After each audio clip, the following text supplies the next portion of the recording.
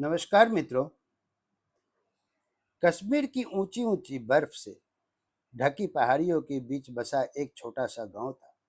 गांव इतना सुंदर था कि सुबह की पहली किरण जब बर्फ से ढकी चोटियों पर पड़ती तो ऐसा लगता मानो पूरी धरती पर किसी ने सोने की चादर बिछा दी हो। चारों ओर सेब के बाग, अखरोट के पेड़, चिनार की लाल होती पत्तियां, दूर बहती एक शांत नदी और उसके किनारे लकड़ी के छोटे छोटे घर। सुबह होती पक्षियों की मधुर संगीत सुनाई देता। बच्चे स्कूल की ओर निकल पड़ते, खेतों में किसान काम करने लगते और घरों से चूल्हे की खुशबू पूरे वातावरण को महका देती। उस गांव की सबसे बड़ी पहचान उसकी प्राकृतिक सुंदरता नहीं थी, बल्कि वहां रहने वाले लोगों के आपसी प्रेम। वहां लोग एक दूसरे के सुख दुख में ऐसे शामिल होते थे जैसे पूरा गांव एक ही परिवार के हो। किसी के घर खुशी आती तो पूरे गांव में मिठाई बढ़ती और किसी के घर में दुख आता तो हर घर का चूल्हा धीमा पड़ जाता। किसी के खेत में काम अधिक होता तो दूसरे लोग बिना बुलाए मदद के लिए पहुंच जाते। वहां रिश्ते केवल खून के नहीं थे बल्कि दिलों के थे। उसी गांव में एक बुजुर्ग शिक्षक रहते थे।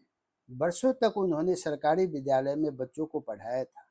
गांव का हर बच्चा उनका सम्मान करता था। लोग कहते थे कि उन्होंने केवल किताबें नहीं पढ़ाई बल्कि इंसानियत भी सिखाई। उनकी सादगी ही उनकी सबसे बड़ी पहचान थी।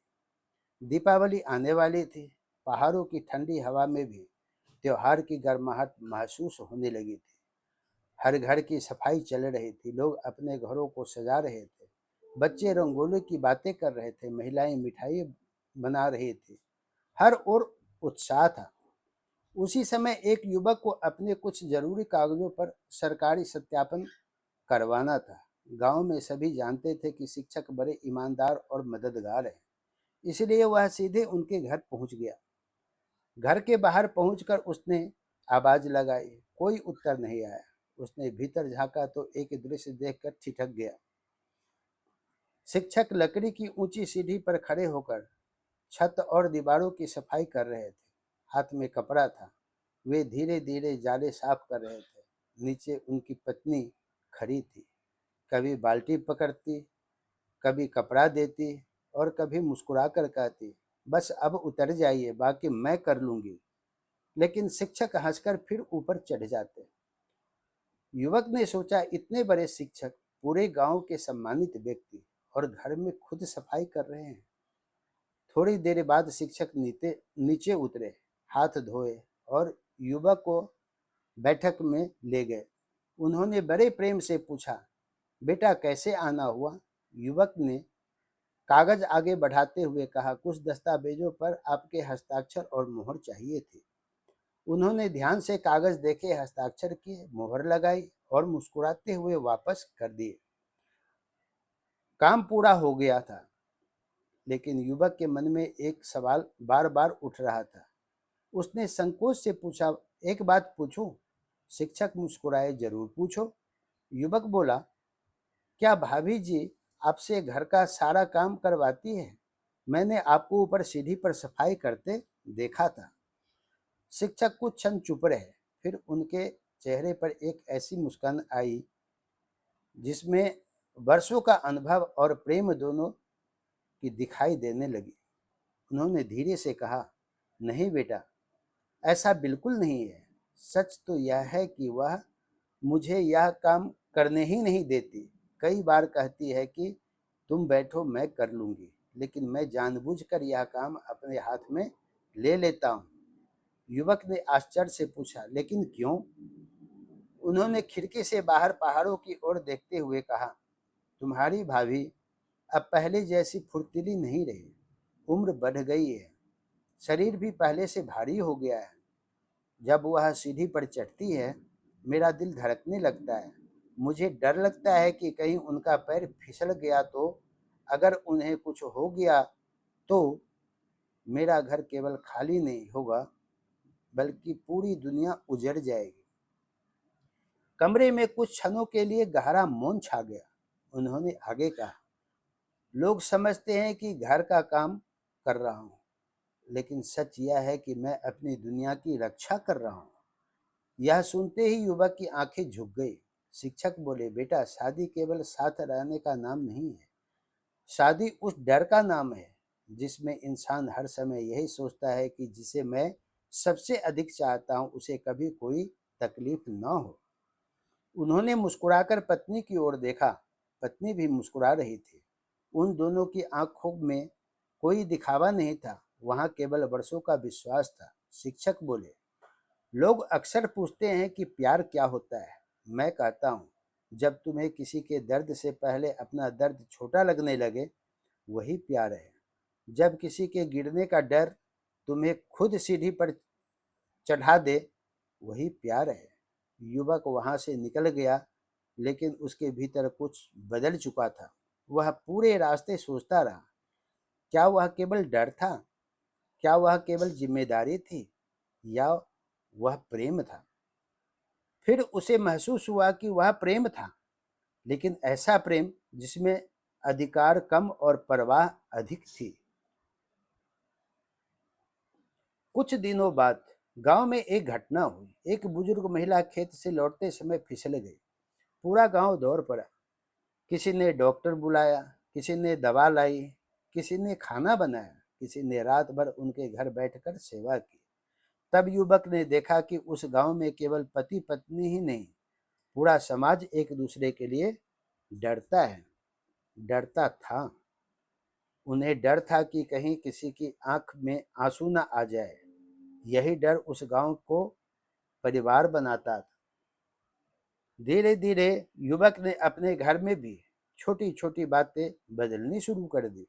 जब माँ भारी सामान उठाती, वह दौड़कर ले लेता।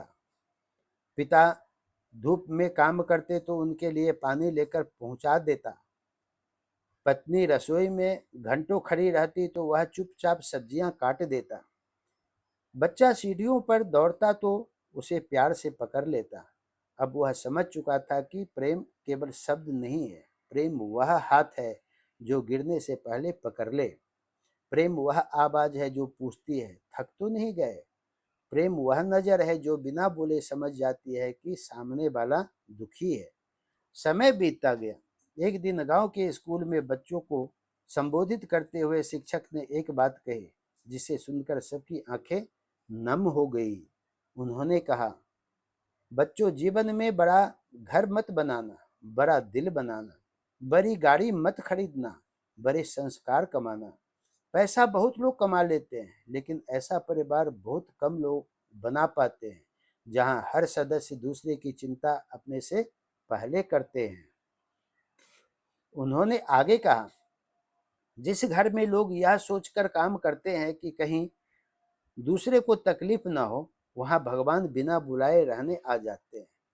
फिर उन्होंने बच्चों से पूछा, बताओ, सबसे मजबूत रिश्ता कौन सा होता है? किसी ने कहा माँ बेटा, किसी ने कहा भाई बहन, किसी ने कहा पति पत्नी। शिक्षक मुस्कुराए और बोले, सबसे मजबूत रिश्ता वह है जहाँ स्वार्थ नहीं, परवाह रहती है, चाहे वह कोई भी रिश्ता हो। उस दिन के बाद वह युवक जब भी किसी दंपति को छोटी छोटी बातों पर झगड़ते देखता, उसे सीढ़ी पर खड़े शिक्षक याद आ जाते। उसे याद आता कि प्रेम की सबसे सुंदर भाषा शब्द नहीं, व्यवहार होता है। आज के समय में लोग कहते हैं कि रिश्ते टूट रहे हैं, लेकिन सच यह है कि रिश्ते इसलिए नहीं टूटते कि प्रेम कम हो गया है। रिश्ते इसलिए टूटते हैं क्योंकि लोगों में परवाह करना छोड़ दिया है।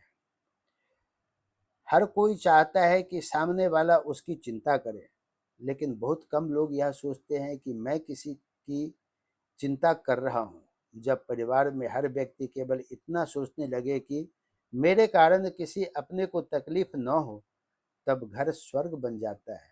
जिस दिन पति अपनी पत्नी की थकान समझने लगे, पत्नी पति की चिंता समझने लगे, बच्चे माता पिता के त्याग को समझने लगे और माता पिता बच्चों के सपनों का सम्मान करने लगे, उस दिन किसी घर में कलह नहीं रहेगी। याद रखिए, रिश्ते बड़े उपहारों से नहीं चलते, वे छोटे छोटे त्यागों से चलते हैं। एक गिलास पानी पूछ लेना, समय पर दवा दे देना, थक जाने पर 2 पल साथ बैठ जाना, बिना कहे किसी का काम कर देना और सबसे बढ़कर यह डर बनाए रखना कि कहीं मेरे किसी व्यवहार से मेरे अपने का दिल न टूट जाए। कश्मीर की वह शांत घाटी आज भी वही है। पहाड़ आज भी खड़े हैं, नदी आज भी बह रही है, चिनार के पत्ते आज भी हर मौसम में रंग बदलते हैं, लेकिन उस गांव की सबसे बड़ी सुंदरता आज भी वही है। लोग एक दूसरे का हाथ पकड़कर चलते हैं ताकि कोई अकेला न रह जाए। और शायद जीवन का सबसे बड़ा ज्ञान भी यही है। जिस रिश्ते में अधिकार से अधिक आदर हो, शिकायत से अधिक समझ हो और प्रेम से भी बढ़कर एक दूसरे को खो देने का डर हो, उस रिश्ते को दुनिया की कोई ताकत कभी कमजोर नहीं कर सकती। यदि आपके घर में भी कोई ऐसा है जो आपकी थाली पहले भर देता है, आपकी दवा समय पर याद दिला देता है, आपको धूप से बचाने के लिए खुद धूप में खड़ा हो जाता है, आपकी थकान देखकर बिना कहे आपका काम बांट लेता है, तो समझ लीजिए कि ईश्वर ने आपको केवल एक रिश्ता नहीं बल्कि अपने प्रेम का सबसे सुंदर आशीर्वाद दिया है। क्योंकि सच्चा प्रेम कभी ऊंची आवाज में अपने होने का दावा नहीं करता। वह चुपचाप सीढ़ी पर चढ़ जाता है ताकि जिसे वह सबसे अधिक चाहता है उसे कभी गिरना न पड़े। अगर यह कहानी आपको अच्छी लगी हो तो लाइक शेयर सब्सक्राइब करना न भूलें। आगे फिर मिलेंगे एक और सुंदर गहरी कहानी के साथ। तब तक के लिए धन्यवाद।